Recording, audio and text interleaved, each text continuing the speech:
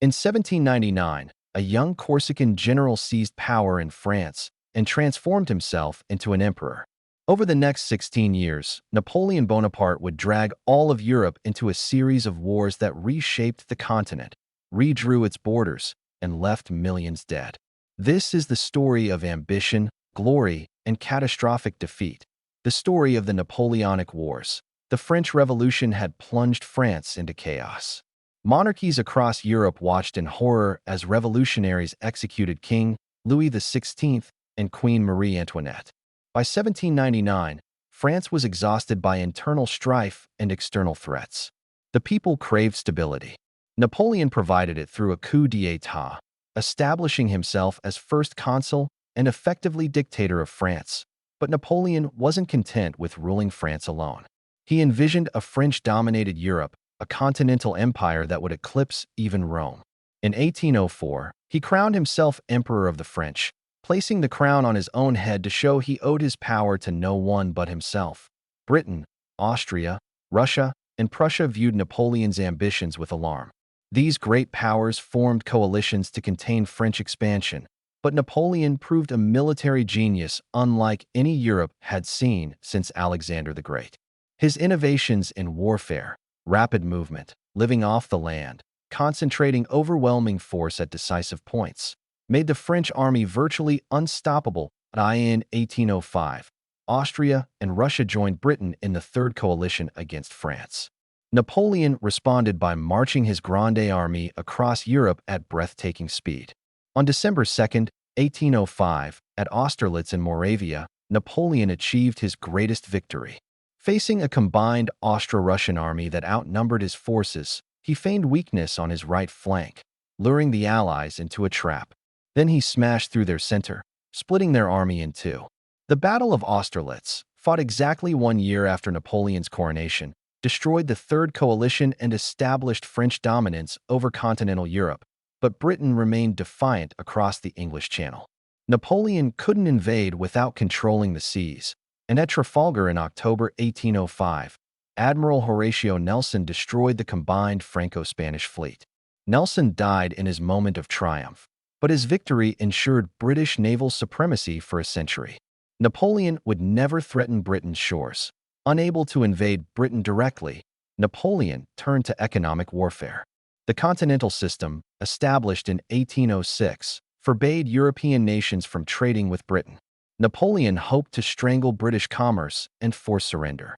Instead, the blockade bred resentment across Europe and proved impossible to fully enforce. Prussia, humiliated by French dominance, declared war in 1806. Napoleon crushed the Prussian army at Jena and Auerstedt in a single day, then marched into Berlin. The vaunted military machine of Frederick the Great collapsed in weeks. Russia continued fighting, but at Friedland in 1807, Napoleon delivered another devastating defeat. Tsar Alexander I had no choice but to meet Napoleon at Tilsit. The Treaty of Tilsit in 1807 represented the height of Napoleon's power. France and Russia divided Europe between them. Napoleon created satellite kingdoms for his brothers and sisters, redrew Germany's political map, and abolished the ancient Holy Roman Empire. From Spain to Poland, from Italy to the Baltic, Napoleon's will was law. But controlling an empire proved harder than conquering one. In 1808, Napoleon invaded Spain to enforce the Continental System and place his brother Joseph on the Spanish throne. He expected quick victory. Instead, he triggered a savage guerrilla war that would bleed France for 6 years. Spanish irregulars, aided by British forces under the Duke of Wellington, waged merciless warfare against French occupiers. The Spanish Ulcer, as Napoleon called it, tied down hundreds of thousands of troops and drained French resources. Austria, rebuilding its strength, attacked France again in 1809. Napoleon won at Wagram, but the battle was brutal and costly. The old magic seemed to be fading. Austria sued for peace, but Napoleon's invincibility had been questioned. Napoleon's empire stretched across Europe, but it rested on unstable foundations. Subject peoples resented French domination. The Continental System hurt European economies as much as Britain's, and Napoleon's own allies began to doubt him. In 1812, Napoleon made his fatal mistake. Tsar Alexander I, chafing under French control, began ignoring the continental system. Napoleon decided to force Russian compliance through invasion. In June 1812, the Grande Armée, over 600,000 men, the largest army ever assembled in Europe, crossed into Russia. The Russians refused to fight Napoleon's kind of battle. Instead, they retreated, burning crops and villages, leaving nothing for the French to live on. Napoleon pushed deeper into Russia, winning battles, but never achieving the decisive victory he needed. In September, he finally fought the Russians at Borodino, the bloodiest single day of the Napoleonic Wars.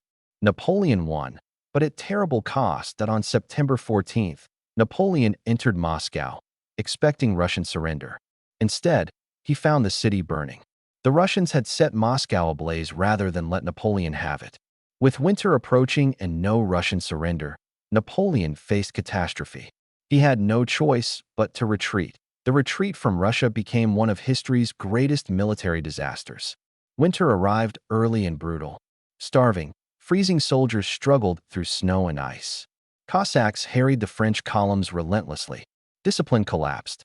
Of the 600,000 men who invaded Russia, fewer than 100,000 returned.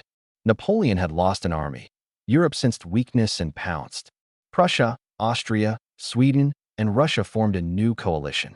Napoleon raised fresh armies through desperate conscription, filling ranks with teenagers and old men. He won battles through sheer skill, but he couldn't replace the veterans lost in Russia. In October 1813, at Leipzig, the largest battle of the Napoleonic Wars unfolded. For 3 days, Napoleon faced overwhelming coalition forces in the Battle of the Nations. When the smoke cleared, Napoleon had suffered decisive defeat. He retreated into France with coalition armies following. By early 1814, Allied armies invaded France itself. Napoleon fought brilliantly with inferior numbers, winning battle after battle, but he couldn't be everywhere.